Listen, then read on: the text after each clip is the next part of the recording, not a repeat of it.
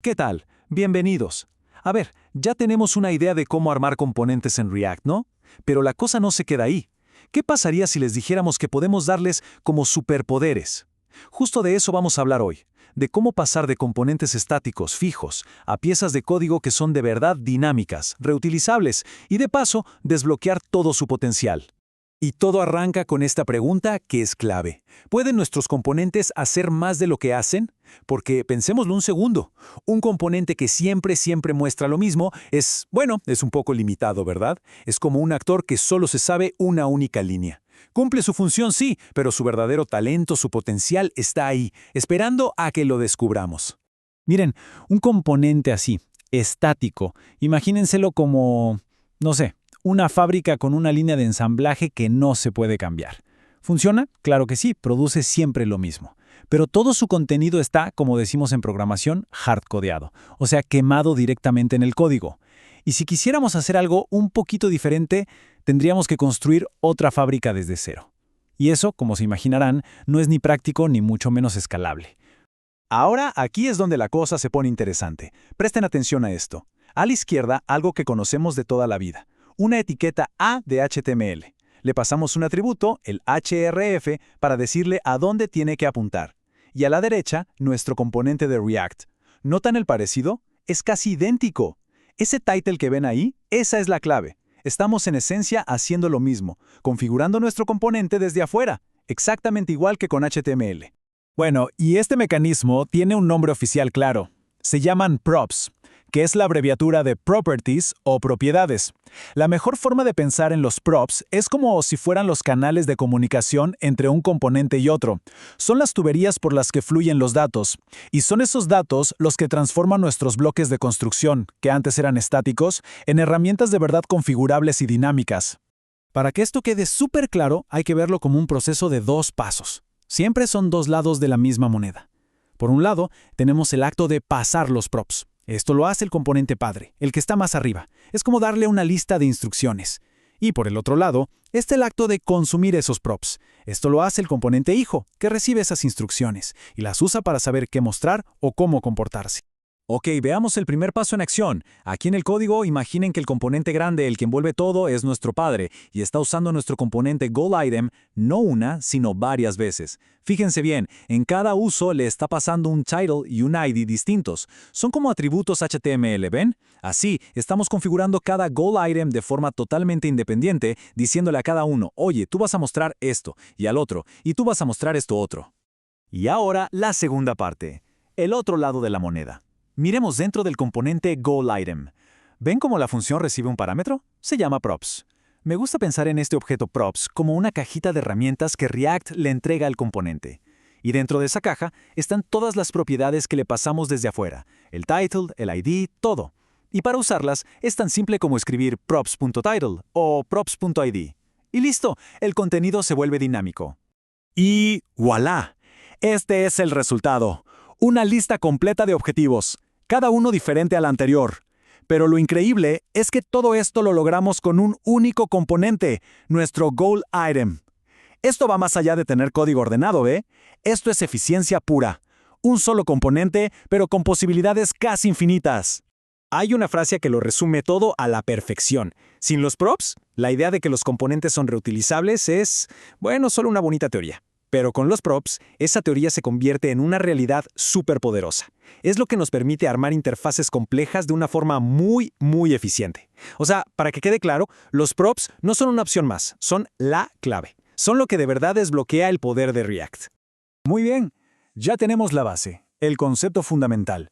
Ahora vamos a subir un poco el nivel.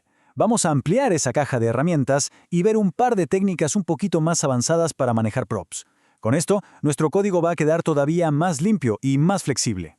¿Qué pasa si no queremos solo pasar datos simples, sino que queremos que nuestro componente funcione como un contenedor, como una caja, ¿no? Para envolver otras cosas. Bueno, para eso existe una prop muy especial que se llama Children. Es automática. Todo lo que pongamos entre las etiquetas de apertura y cierre de nuestro componente, React lo empaqueta y lo pone a nuestra disposición dentro de una prop llamada props.children. Súper útil para crear wrappers o componentes de diseño. Ok, es normal que con el tiempo los componentes se hagan más complejos y necesiten más y más props. Y claro, empezamos a escribir props.título, props.price, props.description, props.id, y se vuelve un poco tedioso, ¿no? Un poco repetitivo. Y además hace que el código sea un poquito más verboso y difícil de leer de un vistazo.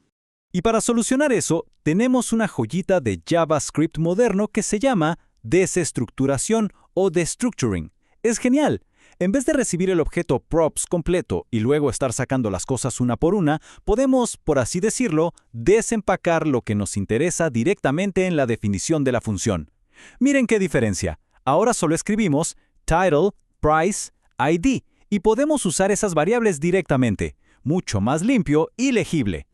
Y ahora una técnica un poco más pro. Imaginen que están construyendo un componente que solo sirve para envolver a otro y quieren que todas las propiedades que le pasen al de afuera se pasen automáticamente al de adentro sin tener que saber cuáles son. ¿Cómo hacemos eso? Con el operador de propagación, los famosos tres puntitos. Punto, punto, punto. Al poner props, es como si le dijéramos, agarra todo lo que hay en el objeto props y espárcelo como atributos sobre este otro componente. Es una locura de flexible para crear componentes genéricos. Bueno, hasta ahora todo parece perfecto.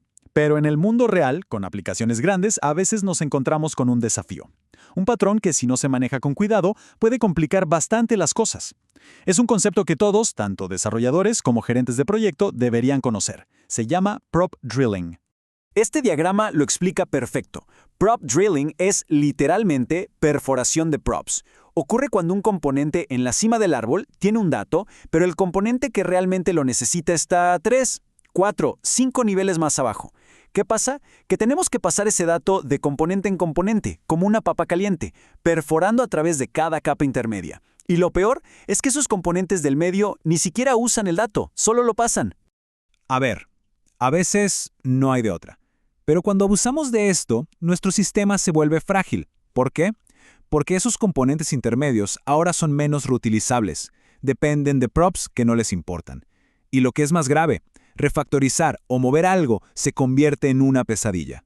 Un pequeño cambio arriba te obliga a modificar toda la cadena de componentes hacia abajo. Se vuelve costoso y lento de mantener. Ok. Vimos un montón de cosas. Vamos a hacer una pausa y a resumir los principios clave que hemos aprendido sobre los props.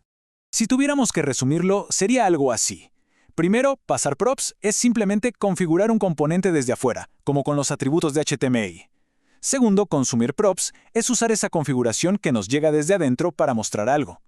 Luego, la prop especial Children nos da el superpoder de crear componentes que envuelven a otros. Y finalmente, técnicas como la desestructuración y el operador spread son herramientas para escribir código más limpio, más profesional. Así de simple. Y si hay una sola cosa que se tienen que llevar de todo esto, que sea esta idea. Los props son el corazón de React. Son el concepto que transforma los componentes de simples pedazos de código a piezas configurables y, por lo tanto, de verdad, reutilizables. Son el cimiento sobre el que construimos software que es modular, que puede crecer y que es fácil de mantener a largo plazo. Y para cerrar, les dejo una pregunta para pensar. Si podemos construir nuestro código con estos bloques que son tan flexibles, tan configurables, ¿en qué otras áreas podríamos aplicar este mismo principio? Piensen en la forma en que organizamos un proyecto, un equipo, incluso un producto. ¿Podríamos diseñarlos como un sistema de componentes reutilizables? Esta idea de la modularidad es una filosofía que la verdad va mucho más allá del código.